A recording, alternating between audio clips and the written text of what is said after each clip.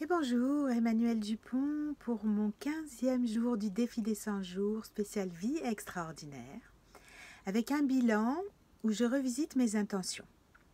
Mes intentions premières étaient professionnelles, de développer mes activités professionnelles à travers 2 ateliers, un atelier de transcendance, un atelier de danse, de percussion, de rythmique percussive, danser, chanter, vibrer. Voilà, un atelier qui nous permet de nous ancrer, un atelier quand même sur le développement personnel, mais vraiment plus dans l'action et dans des jeux et rôles. Ensuite, un deuxième atelier, le pouvoir du cercle sacré, un atelier intime, un atelier où je prends 7 personnes maximum, un atelier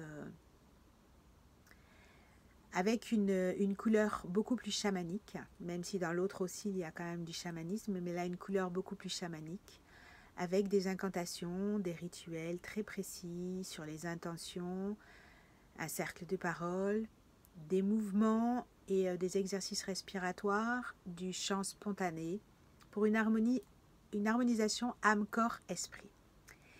Et en fait, ces ateliers, donc j'avais décidé voilà, de me consacrer sur le développement de ces ateliers, de travailler dans toute la France et de faire des conférences. Ça, c'était les deux axes que j'avais mis, axes professionnels. Donc faire tourner mes 2 ateliers et faire des conférences. Et en fait, je suis très appelée et j'ai beaucoup l'élan de commencer à travailler en ligne. Là, je fais des consultations en ligne, mais maintenant, j'ai envie de passer au programme en ligne. Et du coup, j'écoute aussi et je co-crée avec ce que la vie m'envoie parce que depuis que j'ai posé ces intentions, d'autres choses sont venues se présenter à moi. Et ce qui vient se présenter à moi, voilà, c'est la formation en ligne puisqu'on m'a proposé d'être formatrice en ligne et d'écrire des contenus pour justement pouvoir ensuite promouvoir cette formation. Donc, ces choses que je fais qui me ravit et qui m'enchantent, déjà je peux écrire, j'écris des contenus, donc forcément je synthétise et en fait ça redevient du coup un terreau pour faire autrement. Comme dans mes intentions aussi, j'avais marqué que j'aurais aimé écrire une méthodologie sur comment se détendre, se relaxer, optimiser ses ressources et ses forces.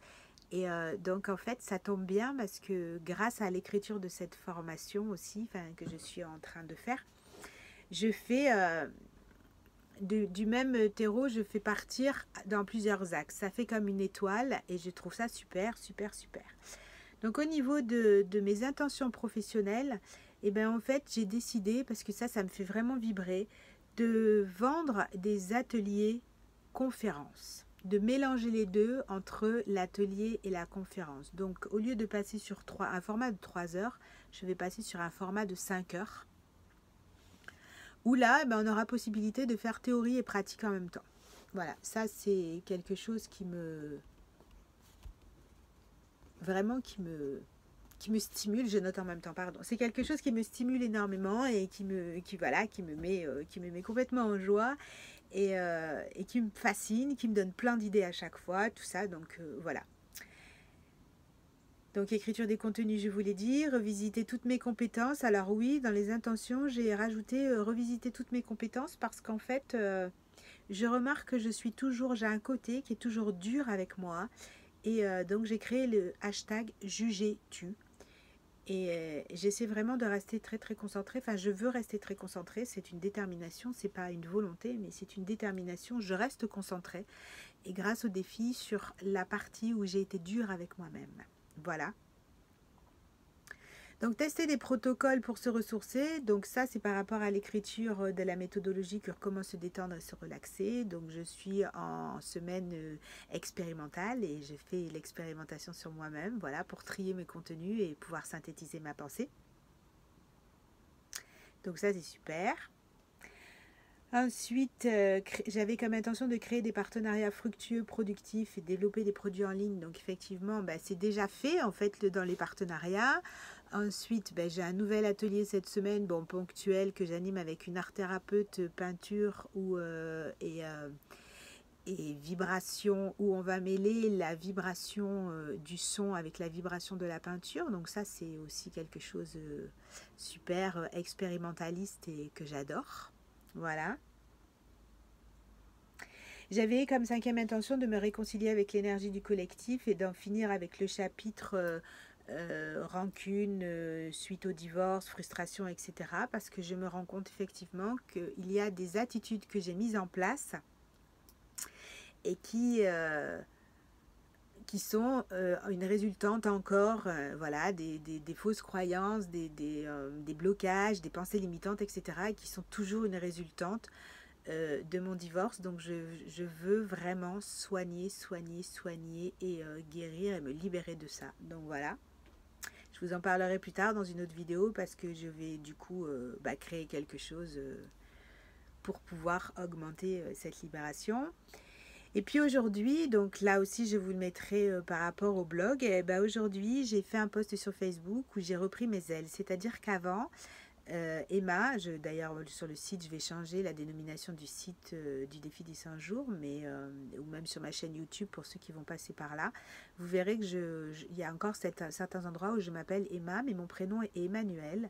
Et j'ai décidé puisque je retravaille mon identité professionnelle, j'ai décidé de travailler avec Emmanuel, de raccrocher mes ailes. Donc Emmanuel et plus loin A-I-L-E-S. Voilà, enfin L-E, mes ailes, voilà, Emmanuel. Donc pourquoi comme ça maintenant, c'est suite aussi par rapport à ce défi où je travaille mon identité, mon identification à plein de choses de manière différente. Et je m'observe de très très près, très fort.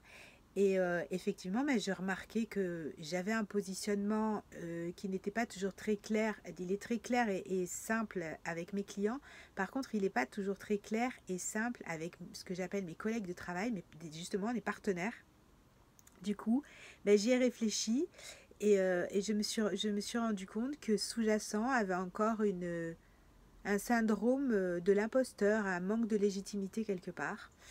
Donc je décide de créer à 100% mon identité professionnelle, originale, ludique comme ça me convient, vibratoirement comme elle me convient, hors des sentiers battus ou pas, peu importe, métisse, en tout cas de repartir vraiment de moi par rapport à cette identité professionnelle.